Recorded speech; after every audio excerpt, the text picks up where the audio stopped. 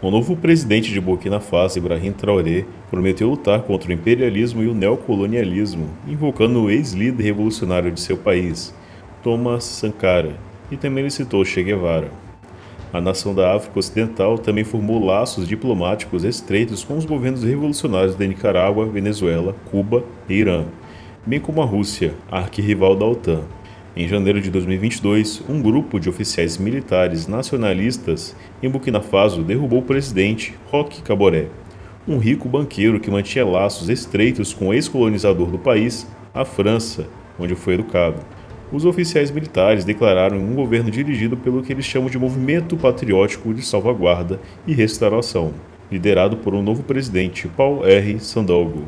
Eles prometeram buscar a verdadeira independência da hegemonia francesa, condenando as políticas neocoloniais e o controle econômico, político e militar que Paris ainda exerce sobre a África Ocidental. Burkina Faso encerrou seu acordo militar de décadas com a França, expulsando as centenas de soldados franceses que estavam no país há anos. O novo presidente, Nabiba, foi inicialmente popular, mas o apoio diminuiu porque ele não conseguiu derrotar os insurgentes jihadistas que desestabilizaram o país. Então, em setembro de 2022, o descontentamento levou a um golpe subsequente em Burkina Faso, que levou ao poder outro líder militar nacionalista chamado Ibrahim Traoré. Ele tinha apenas 34 anos na época, o que tornava um dos líderes mais jovens do mundo. Traoré prometeu realizar uma refundação da nação e uma modernização abrangente para reprimir o extremismo violento, combater a corrupção e reformar totalmente o sistema do governo.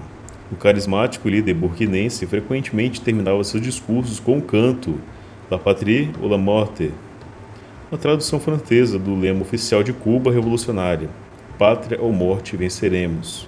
Como presidente, Traoré trouxe de volta algumas das ideias revolucionárias de Thomas Sankara.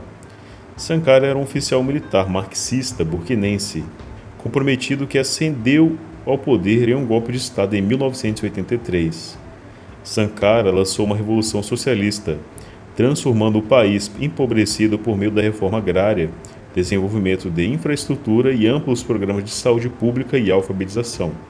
Essas políticas esquerdistas foram revertidas em 1987, quando Sankara foi derrubado e morto em outro golpe, liderado pelo seu ex-aliado Blaise Compaoré, que posteriormente se moveu fortemente para a direita e se aliou aos Estados Unidos e à França, governando por meio de eleições fraudulentas até 2014.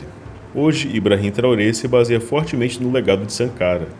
Ele deixou claro que deseja que a África Ocidental e o continente como um todo estejam livres do neocolonialismo ocidental. Em julho, o governo russo realizou uma cúpula Rússia-África em São Petersburgo. Traoré foi o primeiro líder africano a chegar à conferência. Lá ele fez um discurso anti-imperialista inflamado. Em seu discurso, o chefe de Estado burkinense também se concentrou na soberania e na luta contra o imperialismo. Ele disse por que a África, rica em recursos, continua sendo a região mais pobre do mundo. Fazemos essas perguntas e não obtemos respostas. No entanto, temos a oportunidade de construir novos relacionamentos que nos ajudarão a construir um futuro melhor para Burkina Faso. Os países africanos sofrem há décadas com uma forma bárbara e brutal de colonialismo e imperialismo, que poderia ser chamada de uma forma moderna de escravidão, ele enfatizou. No entanto, um escravo que não luta pela sua liberdade não é digno de qualquer indulgência. Os chefes dos estados africanos não devem se comportar como marionetes nas mãos dos imperialistas. Devemos garantir que nossos países sejam autossuficientes, inclusive no que diz a respeito ao abastecimento de alimentos, e possa atender todas as necessidades de nossos povos. Glória e respeito aos nossos povos, vitória aos nossos povos, pátria ou morte. Traoré resumiu, citando as palavras do lendário líder revolucionário cubano Ernesto Che Guevara. O presidente de Burkina Faso, de 35 anos, vestiu um uniforme camuflado e boina vermelha durante a cúpula. Então, em 29 de julho, Traoré teve uma reunião privada em São Petersburgo com o presidente russo Vladimir Putin. Em suas conversas, o líder burkinense elogiou a União Soviética por derrotar o nazismo na Segunda Guerra Mundial. Diante de tudo isso, Burkina Faso fortaleceu seus laços com movimentos revolucionários da América Latina. Em maio, o primeiro-ministro do país da África Ocidental viajou para a Venezuela. Ele se reuniu com o presidente venezuelano Nicolás Maduro, que se comprometeu a avançar na cooperação, solidariedade e crescimento, construindo uma sólida relação fraterna.